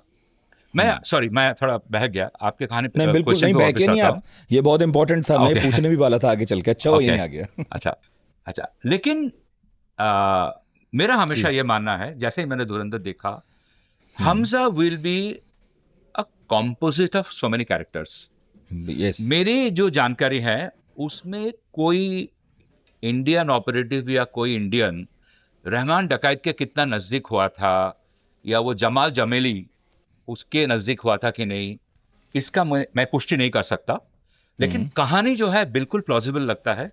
जो कुछ भी धुरंधर के में हमने देखा कि जो हमजा का रोल था, कैसे एक दूसरे के बीच में लड़वाना है, क्या करना है। लेकिन उज़ैर बलोच के कैंप में एक इंडियन तो पहुंच गया था, हम्म। जिसको पाकिस्तानियों ने ईरान से किडनैप करके ले गया और बोला कि ओ। ये रॉ एजेंट है, ओ। और उसको फांसी की सजा सुना दी, कुलभूषण जाधव। बिल्कुल। आप देखिए, रहमान डकैत वॉज अ लोकल गैंगस्टर, और एक दिन वो मारा गया। उज़ैर बलोच ने उसकी जगह ली। Uzair Baloch rose much above a local gangster. वो, उसके पास ईरान का पासपोर्ट था। यस, उसकी जब बहन रहती थी वहाँ। उस हाँ, उसके ऊपर जब सिंध रेंजर्स के प्रेशर आया 2013 में, उसने पप्पू को मारने के बाद, और वहां पीपीपी का जो कंट्रोल था वो कम हो रहा था, तो इन लोग के पास पॉलिटिकल बैकिंग कम हो रहा था, तो वहां से ईरान भाग गया था। बिल्कुल। ईरान को पता था कि इसके कांटेक्ट में कोई एक इंडियन है जो यहाँ शिपिंग के बिजनेस करता है, और ये अच्छा। एक दो बार कहता है कि पाकिस्तान जा चुका है। तो ईरान में संदेह ये हुआ, सस्पिशन हुआ कि उज़ैर बलोच कहीं डबल एजेंट ना हो। वो आईएसआई के लिए भी काम करता है, हमारे लिए भी काम करता है। तो उसको ये खबर मिल गया था, वो ईरान से भाग के चला गया ओमान। और ओमान में जब गया तो उसको पता चला कि पाकिस्तान से ओमान के ऊपर डिप्लोमेटिक प्रेशर आ रहा है, और शायद ये लोग मेरे को आईएसआई के को हैंडओवर कर दे। प्रत्यर्पण तो हो जाएगा। वो पाकिस्तान वापस जाता है, और जाके वो तय करता है कि क्यों ना एक इंडियन को मैं हैंडओवर करूं इनके हाथ। ओह। एक डील होगा जिसके थ्रू ये मेरे को अरेस्ट नहीं करेंगे या मुझे प्रोटेक्शन देंगे, मुझे मारे नहीं जान से। बिकॉज उज़ैर बलोच को भी अच्छी तरह मालूम है, जिस दिन मेरा यूटिलिटी खत्म हो जाएगा, मुझे पीपीपी भी मार सकता है, मुझे हाँ। आईएसआई भी मार सकता है, कोई भी मार सकता है। इनकी दुनिया ही ऐसी होती है, इनकी लाइफ हाँ, ऐसी जो होती है। आमतौर पर क्रिमिनल्स के साथ होता है। एग्जैक्टली तो उसने फिर जो है, जो मेरा अभी तक का रिसर्च ये कह रहा है कि इसके साथ जो भी कुछ बातचीत हुआ होगा, कुलभूषण जाधव डेफिनेटली उज़ैर बलोच के गैंग को पेनिट्रेट कर गया था, और उज़ैर बलोच को मालूम नहीं था ये आदमी कौन है। पहले उसको सिर्फ यही मालूम था कि ये इंडियन है, लेकिन अच्छा। उज़ैर बलोच को लगा था कि ये मेरे हित में शायद काम कर रहा है। अच्छा, उसे ये, एक सेकेंड, ओके, मैं क्लैरिटी ले रहा हूँ मतलब केवल। ये आदमी आप ये कह रहे हैं कि कुलभूषण जाधव जो है वो उजैर बलोच के गैंग के संपर्क में था, पेनिट्रेट भी कर रहा था। उजैर को ये मालूम नहीं था लेकिन कि कुलभूषण जाधव दरअसल कोई एजेंट भी है। उसे पता था बस ये एक आम कोई इंडियन है जो ईरान में काम करता है और बस हमसे संपर्क में है। हाँ, अनदर थिंग इज कि ऑलमोस्ट ऑल सोर्सेस कंफर्म कि कुलभूषण यादव को कोई इंडिया ने तो भेजा नहीं, ना वो कभी रॉ का कोई एम्प्लॉय था या आईबी का था, ऐसा कुछ नहीं था। वो नेवी से 2001 से पहले शायद या 2001 में रिटायर कर गया था। वो ईरान में जाके बिजनेस कर रहा था। अभी वहां कुछ कहते हैं कि कुछ गन डील वगैरह लेके उजैर के साथ बातचीत वगैरह हुआ था, लेकिन उजैर को ये मालूम था है तो ये इंडियन। हाँ, तो बिल्कुल। एक कहानी बना के अगर इसको फंसा दी जाए, जो आईएसआई या पाक आर्मी को दुनिया के सामने बताने के लिए एक बहुत बड़ा दृष्टांत होगा। एक कॉन्स्पिरेसी रचते हैं इसको लेके, और उसने ये सारा इंफॉर्मेशन आईएसआई को दे दिया था। उजैर बलोच जैसे आदमी जी। खाली लयारी में काम नहीं करते हैं, वो आईएसआई के लिए भी बहुत सारा काम करते हैं। जरूरत पड़े आर्मी के लिए काम करेंगे। हाँ, basically these are all financial deals. सही बात है। अगर किसी और को भी आईएसआई को मारना है तो उजैर क्या गैंग मार देगा। हाँ, जैसा कुछ लोग कहते हैं कि रहमान डकैता का नूरा को मार रहा है, उसमें आईएसआई को दाऊद को एक मैसेज देना था। सही बात है। अगर ये सच हो तो फिर रहमान डकैत को इस्तेमाल किया जा रहा है, और वो हमेशा होता है। आपको प्रोटेक्शन तभी दिया जाता है। तो उजैर बलोच एक अलग लेवल पे पहुंच गया था कंपेयर टू रहमान डकैत। तो एक इंडियन है, इतना बोला जा सकता है कि जो उजैर बलोच तक पहुंच गया था, लेकिन उसको आईएसआई ने पकड़ा, उसका कोर्ट मार्शल हुआ और फिर उसको डेथ सेंटेंस दिया। फिर इंडिया ने जाके इंटरनेशनल कोर्ट ऑफ जस्टिस में हमने लड़ा, हरीश साल्वे ने जाकर रिप्रेजेंट किया, और उसका काउंसुलर एक्सेस दिलाया गया, उसको उसकी डेथ सेंटेंस को में स्टे लाया गया। तो ऐसे तो देखिए एक या दो केस ही मालूम पड़ता है, लेकिन ऐसे बहुत सारे केसेस होंगे जरूर, मेरा ये मानना है, जिसके बारे में हमें कोई जानकारी नहीं होगी और होनी भी नहीं चाहिए शायद। हाँ, बिल्कुल ठीक बात है। तो सर, नहीं तो सीक्रेट सर्विस किस बात हाँ का? सही बात है, फिर क्या ही मतलब है। तो अब इस पॉडकास्ट के आखिरी दो एक सवाल अंत की तरफ हैं हम। श्योर। एक तो उसमें ये जो अगेन ये भी एक सवाल था जो मेरे मन में बहुत दिनों से था कि इस फिल्म में बलूचों को दिखाया गया है, और हमारे कई बलूच मित्र जिनसे हम पॉडकास्ट भी कर चुके हैं और जो मेरे भी संपर्क में रहते हैं, उन्होंने ये बात कही भी थी कि भाई फिल्म आपने अच्छी बनाई है, लेकिन हम लोगों को जैसे पोर्ट्रे किया गया है फिल्म में वो हमें कुछ खास पसंद आया नहीं, क्योंकि हम उसमें एंटी इंडिया दिखाई दे रहे हैं जो हम बिल्कुल भी नहीं हैं, और हम कभी भी आईएसआई या पाकिस्तान की किसी साजिश का हिस्सा भी नहीं है।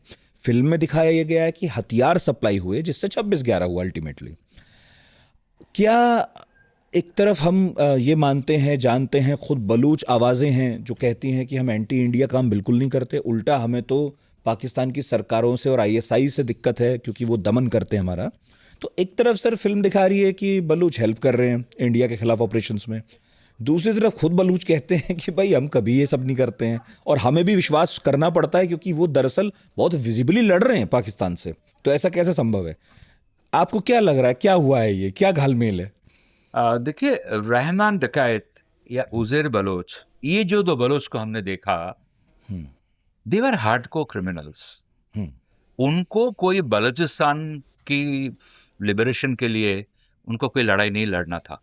वो बहुत गरीब घर से आए थे।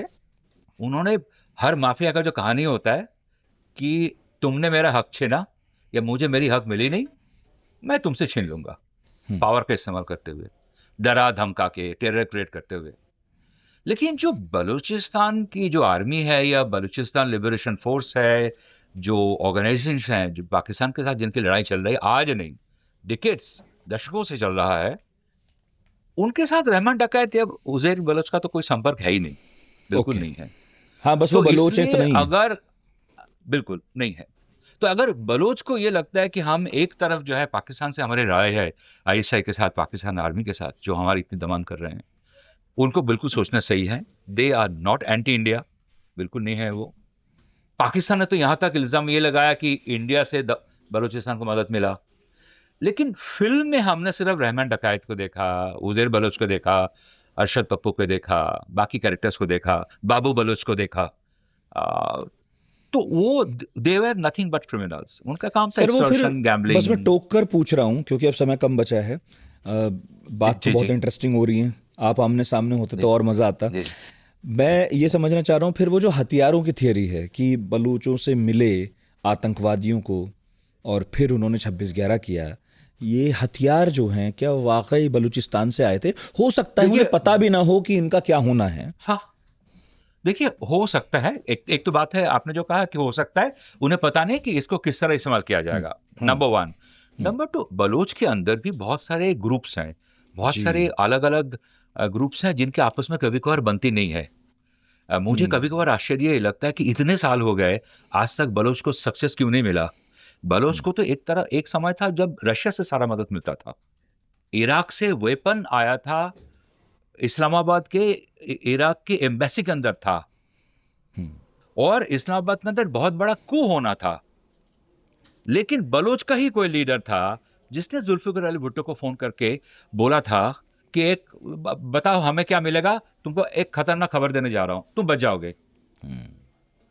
और उसने बोल दिया था कि इराक एम्बेसी जाके अंदर देखो क्या है, इतना हथियार आ चुका है, बहुत बड़ा बगावत होने वाला है कैपिटल के अंदर। ओके। तो भुट्टो ने उसके बदले में उनको, वो बोला था क्या चाहिए, बोला कि मेरे को बलोच का गवर्नर बनाओ। हाँ बिल्कुल, सो द थिंग मैं इज समझ देयर गया हैव आपकी बीन बात। All kinds of stories like this, you know. जी। तो ऐसा भी हो सकता है, क्योंकि टेररिस्ट ऑर्गेनाइजेशन या ऐसे ऑर्गेनाइजेशन जो अपने लिबरेशन के लिए लड़ते हैं, उसमें अलग अलग इंटरेस्ट होते भी हैं कभी कभार। और प्लस आपने जो कहा, हो सकता है उनको नहीं मालूम था अल्टीरियर जी। मोटिव्स क्या है। जी। मेरे आखिरी 2 सवाल, जिनमें पहला ये कि राकेश जी। बेदी का किरदार बहुत मकबूल हुआ है, बहुत तालियां मिली हैं उन्हें, जमील जमाली बने हैं वो एक ऐसे नेता जिनका लियारी पर पॉलिटिकल एक प्रभुत्व है। बहुत मीम्स भी चल रहे हैं और धुरंधर 2 में भी वो खूब बढ़िया उनका किरदार है। मैं अभी नहीं कहूँगा, लेकिन लोग देखेंगे तो उन्हें मज़ा आएगा। नबील गबोल से प्रेरित दिखते हैं वो, जो पाकिस्तान की जी। एक बहुत जी। पुरानी पॉलिटिकल फैमिली है, हाँ। और वो नबील गबोल का बयान भी आया है इन सब चीज़ों के बारे जी। में। जी। थोड़ा सा उनके जी। बारे में बताइए, वो कौन है, उनका परिवार क्या करता है, इस कैरेक्टर से उनकी साम्यता कितनी है और नहीं है तो कितनी है? नबील गबोल जो है, जैसा आपने कहा, वो पॉलिटिकल फैमिली से ही आए थे। जी। वो पीपीपी के लीडर थे। ऑफ कोर्स वो चाहते थे कि लयारी जो है उनके कंट्रोल में हो। उन्होंने हर गैंग को बहुत अच्छी तरह इस्तेमाल किया, कभी इसके साथ दिया, कभी उसके साथ दिया, एक दूसरे के खिलाफ उनको लड़वाया। वो वहाँ से चुनाव जीते, देश के शिपिंग मिनिस्टर बने, और उनका ही कॉन्स्टिट्यूएंसी में कराची पोर्ट था जहाँ इतना सारा जी। क्राइम होता था।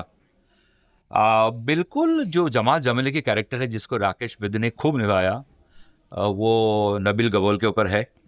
वो तो एक जैसे देखते भी हैं थोड़ा बहुत, और नबील गबोल तो डिनाई करेंगे ही करेंगे, दैट इज अंडरस्टूड। मुझे जो बहुत अच्छा लगा उसमें कि जो राकेश बेदी तो बहुत अच्छा एक्टिंग किया, लेकिन राकेश बेदी का जो चयन किया गया ना, उस पूरी चीज के लिए आदित्य धर को बहुत बड़ा क्रेडिट जाता है कि उसने राकेश बेदी को सोचा उस रोल को प्ले करने के लिए, यू नो, जिसमें हमने अगर कोई कॉमिक मोमेंट हल्का सा देखा कि हमने वो क्रूरता भी देखा उसके अंदर, क्या हो सकता है। बिल्कुल। So he is, I think again, Nabeel Gabol जो जमाल जमली का कैरेक्टर है, he represents a certain image of Pakistan, जहां कैसे उसने अलग अलग गैंग को इस्तेमाल कर रहा है, जहां वाह। स्टेट मशीनरी बोल के कुछ है नहीं। नहीं तो बेनजीर भुट्टो को जब वापस आने की कोशिश कर रहे हैं, आप उसके लिए सिक्योरिटी है स्टेट एपरेटस के बजाय रहमान डकैत देता है। और जब यस। वहां बॉम्ब अटैक होता है, रहमान डकैत उनको गाड़ी में बिठा के घर पहुंचाता है क्लिफ्टन में। तो जमाल जमली उस सिस्टम की एक प्रोडक्ट है। वो ऐसा नहीं कि हमारे देश में कभी हुआ नहीं, हमारे देश में भी है, बट वहां कंट्रोल नाम की मुझे कोई चीज नहीं दिखता है। बहुत यार आपने बेशर्मी के बहुत साथ सब कुछ होता है। सच में बहुत शानदार बात कही आपने। आपने जो जी कहा जी ना जी कि वो पाकिस्तान को रिप्रेजेंट तो जी करता है, वैसा है तो कि वो इसे भी उसे भी सबको कंट्रोल जी जी करता है। बाय द वे, आप जी जब फिल्म देख लेंगे तो बिल्कुल तारीफ करेंगे बिल्कुल कि नवाज शरीफ का जो किरदार फिट किया है, जो बने हैं, नहीं प्लीज वो भी बहुत मिलते जुलते हैं और जी जरदारी भी तो हैं ही। अच्छा, अब आपको भी लेट हो रहा होगा, लेकिन आखिरी सवाल, मेजर इकबाल बड़ा किरदार है, क्या ये पूरी तरह झूठ है? क्योंकि वो किरदार दिखता तो इलियास कश्मीरी की तरह है, लेकिन दिखाया गया उसको आईएसआई चीफ है। तो इस कैरेक्टर के बारे में बात नहीं करूंगा तो पॉडकास्ट अधूरा रहेगा। यही मेरा आखिरी सवाल है आपसे। हाँ जो मेरी जानकारी में है, major Iqbal was an ISI officer जो हैंडलर थे 26/11 का पूरा जो कांड हुआ था उसका। जी। उन्होंने ही डेविड कोलमैन हेडली को काम पे लगाया था, उनको पैसे दिए थे, उनको बोला था बॉम्बे में कहाँ कहाँ जाना है, उसका सारा प्लान वगैरह सब कुछ तैयार करो, लेके आओ हमारे पास। और जब वहाँ से टेररिस्ट आए, वाटर रूट के जरिए, उन लोगों को कैसे ऑपरेट करना है, रेगुलर उनके संपर्क में थे, उनको लाइव इंस्ट्रक्शंस दे रहे थे। So everything was done by major Iqbal. बहुत ब्रूटल थे। कहा जाता है कि आईएसआई अगर पाकिस्तान के खिलाफ है, वो शायद उनमें उनका ही वाज टू नॉच अप, बहुत पैशनेटली था। लेकिन ये भी कह रहे हैं कि उस कैरेक्टर इज वो एक मिश्रण है, जो मतलब कि मेजर इकबाल और इलियास कश्मीरी से भी कुछ लिया गया है। अच्छा, ये भी जो कंपोजिट है। एसएसजी करके था, स्पेशल, हाँ हाँ कंपोजिट है, special security guard Pakistan army का। वहां से ही वाज ऑपरेटिव देयर। वो एसएसजी से छोड़ के उसने बाद में अलकायदा ज्वाइन किया, ओके। और अलकायदा का वो ऑपरेटिव था, और वो जो इंसिडेंट था इंडियन सोल्जर्स का बिहेडिंग, वो सब कुछ उसने किया था। तो अपेरेंटली कि ये दोनों कैरेक्टर से, क्योंकि मेजर इकबाल कैसे दिखते हैं हमें शायद ठीक से नहीं मालूम, हाँ। लोग तो शायद इलियास कश्मीरी के लुक के साथ कुछ अर्जुन रामपाल का जो दिया गया है, सो आई थिंक एलिमेंट्स लिया गया है अलग अलग दो कैरेक्टर से, बट दोनों का मकसद एक ही था कि हिंदुस्तान को सही कितना है। हम चोट पहुंचा सकते हैं। तो यस, बेसिकली पूरी फिल्म का मेजर इकबाल पैटर्न का ही ये है कैरेक्टर वही है। कि जी दो बिल्कुल। तीन कैरेक्टर मिला के एक, दो तीन कैरेक्टर मिला के एक, दो तीन हाँ घटनाएं मिला के कुछ उसको अपने ढंग से फिक्शनल तर्क तक पहुंचाओ, किसी लॉजिक तक पहुंचाओ। Absolutely absolutely absolutely. लेकिन फिल्म को फिल्म की तरह देखना चाहिए, और आपकी किताब भी ज़रूर पढ़ी जानी चाहिए। और एक बार फिर बहुत बहुत मुबारक सर, बहुत बहुत बधाई। अच्छी बात है, बहुत बहुत जब ऐसा धन्यवाद माहौल आपका। बना है तो आपकी किताब फिर से पढ़ी जाने लगी है। हाँ और हाँ आपकी बिल्कुल, पहली फिक्शन है मेरा थैंक यू। ख्याल है। हाँ, मेरा फिक्शन पहला है, मेरा इसके पहले दोनों ही नॉन फिक्शन था। जी। जी। तो बस इसी उम्मीद के साथ कि आप ऐसी शानदार किताबें और लिखेंगे, नॉन फिक्शन, फिक्शन, जो भी आप चाहें, जो भी आपकी मर्जी हो। और कभी मुलाकात आमने सामने होगी तो एक पॉडकास्ट बिल्कुल और होगा, लंबा सा किया जाए। बिल्कुल होगा। बहुत बहुत शुक्रिया आपका, आपने मुझे मौका दिया आपके शो में आने के लिए, बात करने के लिए। बहुत अच्छा लगा मुझे, और खास करके I am an ex IT, तो बिल्कुल, स्टाफ का मामला था हमारा। जी बिल्कुल। बहुत बहुत शुक्रिया अनिरुद्ध मित्रा जी। थैंक यू, नमस्कार। बहुत बहुत शुक्रिया अनिरुद्ध जी, आपने वक्त दिया और इतनी दूर रहकर हमसे बात की। उम्मीद तो ये थी, कोशिश तो यही थी कि आमने सामने बात हो, पर ठीक है, जैसी भी हुई। और बहुत बहुत शुक्रिया आप लोगों का भी, कितने धैर्य से इस पॉडकास्ट को सुना। मुझे पता है कि जब गेस्ट सामने नहीं होता है, थोड़ा दूर होता है, तो सुनने में, देखने में थोड़ा बोरिंग होता है, लेकिन टॉपिक 100% दिलचस्प था, ये मुझे पता है। बहुत कुछ बात हुई, फिर भी कुछ रह गई हो, आप कुछ जोड़ना चाहते हो, धुरंधर देख आए हों, तो ज़रूर लिखिएगा कमेंट बॉक्स में। हम सारे कमेंट्स पढ़ते हैं। बाकी अगली मुलाकात जल्द होगी। बहुत बहुत शुक्रिया।